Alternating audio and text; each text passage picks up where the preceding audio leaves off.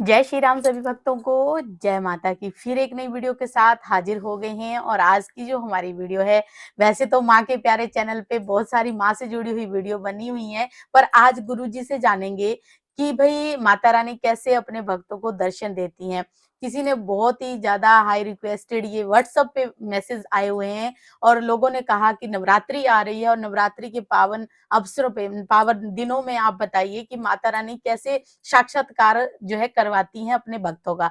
तो हमारे साथ अंत तक बने रहिए, तभी आपको सारी वीडियो समझ में आती है। अगर वीडियो अच्छी लगती है तो लाइक करें, शेयर करें, कमेंट करें। और अगर चैनल पे पहली बार ही देख रहे हैं तो चैनल को भी जरूर सब्सक्राइब करें, साथ में बेल आइकन है उसको प्रेस करें, ताकि आने वाली हर एक वीडियो की नोटिफिकेशन सबसे पहले ही आपके फोन में पहुंच जाए। चलिए शुरू करते हैं आज की वीडियो। जय श्री राम। जय श्री राम, जय श्री बालाजी महाराज, जय माता की।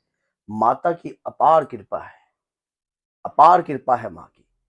क्योंकि माँ जब अपने बच्चों पे कृपा करती है ना, तो अपार दिल खोल के करती है। बहुत बड़ा दिल होता है माँ का। माँ का दिल कोई छोटा नहीं है। लेकिन उस कृपा को प्राप्त करने के लिए कुछ प्रयास हमें भी करना पड़ता है। हम चाहते हैं कि माँ की कृपा हमें प्राप्त हो, माँ की करुणा हमें प्राप्त हो, माँ की दया हमें प्राप्त हो, माँ का स्नेह हमें प्राप्त हो। ये सब कैसे? क्योंकि नवरात्रि आ रही है, गुप्त नवरात्रि होती है। आज मैं आपको बताऊंगा कि आप नवरात्रि में 9 दिनों के अंदर माँ के दर्शन कर सकते हो। साक्षात माँ के दर्शन कर सकते हो, साक्षात। क्योंकि कुछ ऐसे इंडिकेटर्स होते हैं जो हमें समझने चाहिए, और समझने के लिए हमें वैसा ही कार्य करना चाहिए। आपने करने होंगे मात्र 3 काम। 3 काम आपको करने होंगे अगर मां के दर्शन की प्राप्ति चाहते हो आप। क्या वो 3 काम? क्या? पूजा विधि विधान तो आप सब जानते हो कि जो नवरात्रि में पहला तो अखंड ज्योत लगानी पड़ेगी गाय के घी की। गाय के घी की अखंड ज्योत लगाइए।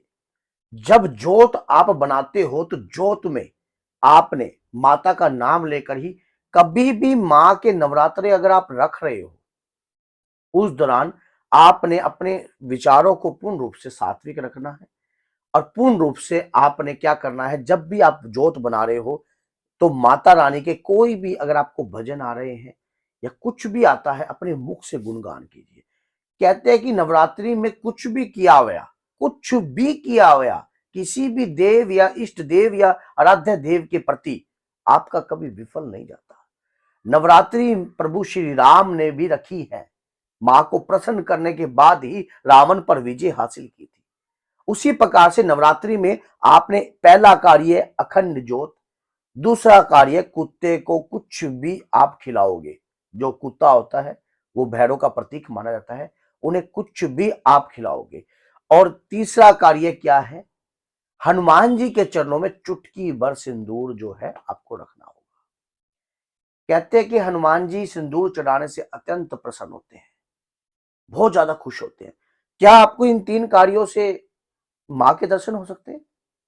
हाँ, हो सकते हैं। कैसे होंगे, इसमें ही सस्पेंस है। ये आस्था और श्रद्धा का विषय है। क्योंकि जिसकी भावना जैसी, प्रभु वैसी ही मूर्त देंगे। जिसकी भावना जैसी होगी वैसा ही स्वरूप प्राप्त होगा, वैसी ही कृपा प्राप्त होगी। आपको करना क्या है? मां की कोई भी अगर आप पूजा करते हो, पाठ करते हो, वो करो। रात्रि को सोते वक्त आपने जब हनुमान जी को सिंदूर चढ़ाना है तो आपने क्या बोलना है? चुटकी भर जब सिंदूर लगाओगे, सुबह चढ़ाओ या शाम चढ़ाओ, कभी भी चढ़ाओ, कोई दिक्कत नहीं, चढ़ाओ। बस एक बात बोलनी है, क्या? कि हे प्रभु, मुझे मां के दर्शन करवा दो। जब कुत्ते को आप रोटी देते हो, कुछ भी दान देते हो, कुछ भी, मन में यही मनोकामना करनी है कि मुझे मां से मिलवा दो। बस ये 2 कार्य करने के बाद आपको रात्रि के अंदर जब आप स्वप्न में होगे, जब आप सोते हो ना, तब अहंकार, बुराई, सब कुछ त्याग करके सोते हो। देख लो आप, क्या सोते हो? चुगली करते हो क्या किसी की? बताओ, नहीं करते ना? ऐसा शरीर ही मां को प्राप्त कर सकता है, जो विकारों से रहित है, जिसके अंदर किसी भी प्रकार का अभिमान नहीं। क्योंकि उस शरीर को पड़े हुए कोई अभिमान नहीं होता, कोई स्वाभिमान नहीं होता उस शरीर का।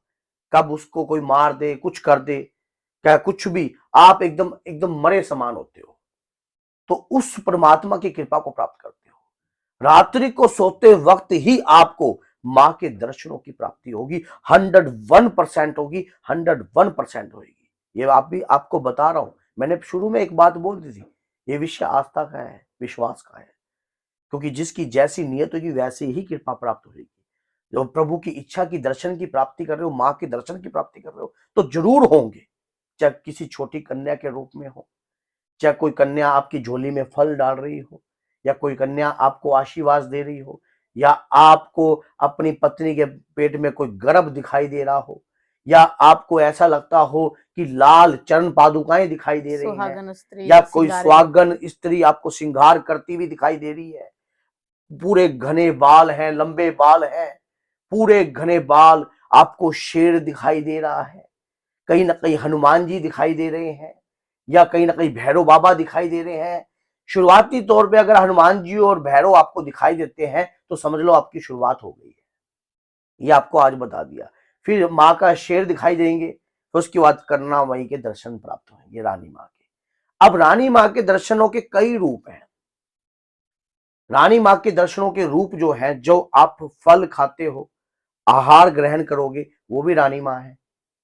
अब आप कहोगे ये गुरुजी क्या बोल रहे हो, क्योंकि जिस अन्न से खाने के बाद हमारी आत्मा तृप्त होती हो, वो मां की देन तो है, क्योंकि मां ही अपने बच्चों को दे तृप्त कर सकती है।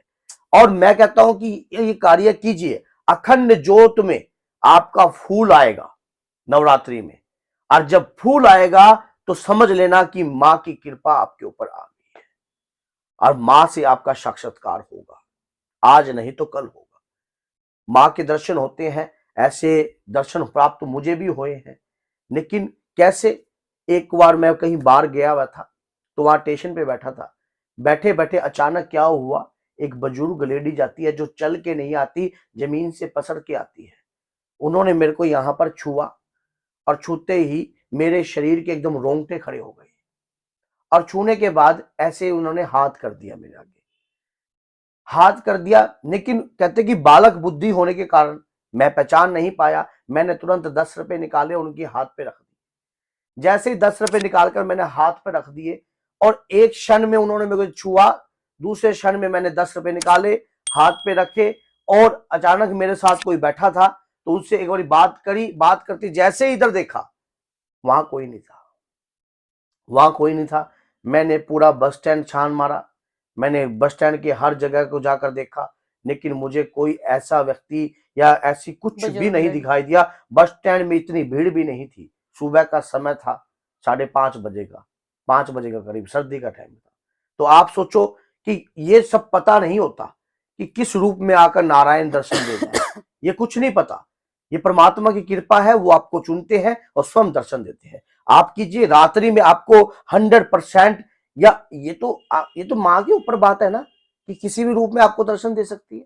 रात्रि तो बहुत दूर की बात है। आपकी भक्ति अगर सच्ची है, क्या पता आपको साक्षात्कार दर्शन दे दे, क्या पता किसी बच्ची के रूप में दर्शन दे दे, क्या पता आपके सामने प्रत्यक्ष रूप में किसी बुजुर्ग के रूप में आके खड़ी हो जाए। ये कुछ नहीं पता, सिर्फ पहचानने वाले आप स्वयं हो। तो बोलिए जय सीताराम, जय माता।